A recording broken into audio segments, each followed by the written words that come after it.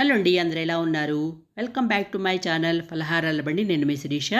ఈరోజు రెసిపీ వచ్చేసి అన్నంలోకి టిఫిన్స్లోకి ఎంతో టేస్టీగా ఉండే ఈజీగా అయిపోయి కందిపొడి అండి. ఎస్పెషల్లీ కందిపొడి అనేది వేడివేడి అన్నంలో ఆవకాయ వేసుకొని నెయ్యి వేసుకొని పొడి వేసుకొని తింటే టేస్ట్ చాలా బాగుంటుంది. అంతేకాకుండా ఈసారి మీ ఇంట్లో కనుక మాగాయ ఉంటే ట్రై చేయండి, దాంతో కూడా టేస్ట్ చాలా బాగుంటుంది. వేడివేడి అన్నంలో మాగాయ వేసుకొని నెయ్యి వేసుకొని ఈ పొడి వేసుకొని తినండి, టేస్ట్ అయితే అదిరిపోతుందన్నమాట. మీకు నచ్చుతుందని అనుకుంటున్నాను.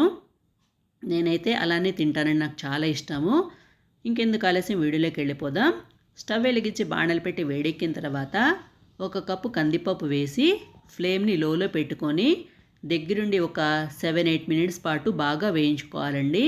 అలా ఎక్కువసేపు వేయించుకుంటేనే కందిపప్పు అనేది లోపల వరకు వేగి టేస్ట్ చాలా బాగుంటుంది, పొడి కూడా అవుతుందన్నమాట.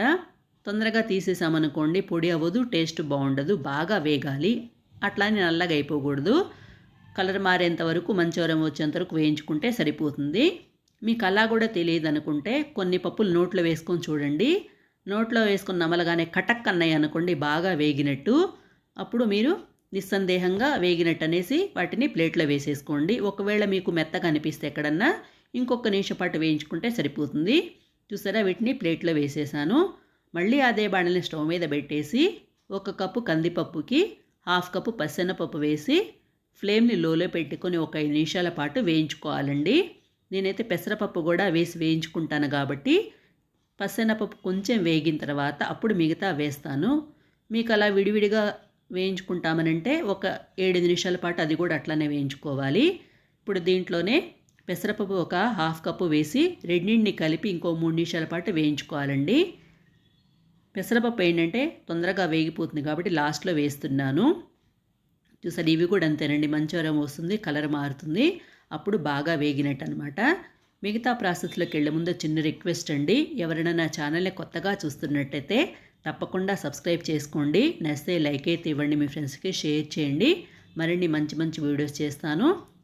నా ఛానల్ కింద బెల్ ఐకాన్ ఉంటుంది, దాని మీద ప్రెస్ చేస్తే నేను ఈ వీడియో చేసిన మీకు నోటిఫికేషన్ వస్తుంది. ఇప్పుడు పచ్చెనపప్పు పెసరపప్పు వేగినాయి కదా, వాటిని ప్లేట్లో వేసేద్దాము. ఇప్పుడు మళ్ళీ అదే బండని స్టవ్ మీద పెట్టేసి 2 టేబుల్ స్పూన్స్ వరకు జీలకర్ర వేసి ఒక 2 నిమిషాల పాటు వేయించుకోవాలండి. అలా వేయించుకున్న తర్వాత 4 వెల్లుల్లి రెబ్బలు ఉంటాయి కదా, వేసాను. మేమైతే తక్కువ తింటాం కాబట్టి తక్కువ వేసాను. కొంచెం ఎక్కువ తినేవాళ్ళైతే ఇంకొంచెం ఎక్కువ వేసుకోవచ్చు. అది కూడా ఇష్టం లేదనుకుంటే స్కిప్ చేసేయచ్చు. ఇప్పుడు 2 నిమిషాల పాటు వేయించుకున్నాం కదా, వీటిని అదే ప్లేట్లో వేసేద్దాము. ఇప్పుడు కారాన్ని తగినట్టుగా నేనైతే ఒక 12 తీసుకున్నానండి. మేమైతే కారం తక్కువ తింటాం కాబట్టి, కమ్మగా తింటాం కాబట్టి ఒక 12 వరకు తీసుకున్నాను. కొంచెం కారం ఎక్కువ తినేవాళ్ళైతే ఒక 15-20 వరకు తీసుకోవచ్చు.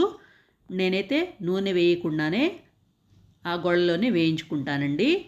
బాణలి బాగా వేగుంది కాబట్టి ఒక 2 నిమిషాల పాటు ఈ విధంగా కలర్ మారేంత వరకు వేయించుకుంటే సరిపోతుంది. వీటిని అదే ప్లేట్లో వేసేద్దాము.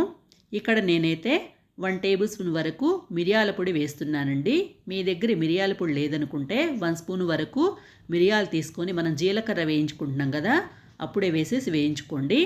వీటన్నింటి ప్లేట్లో వేసి చల్లారనిచ్చాం కదా, చల్లారిన తర్వాత ఈ మిశ్రమాన్ని మిక్సీ జార్లో వేసేసి తగినంత సాల్ట్ వేసి, మీకు కావాలంటే ఇంగు కూడా వేసుకోవచ్చండి. ఇంగు టేస్ట్ కూడా చాలా బాగుంటుంది, ఫ్లేవర్ కూడా చాలా బాగుంటుందన్నమాట.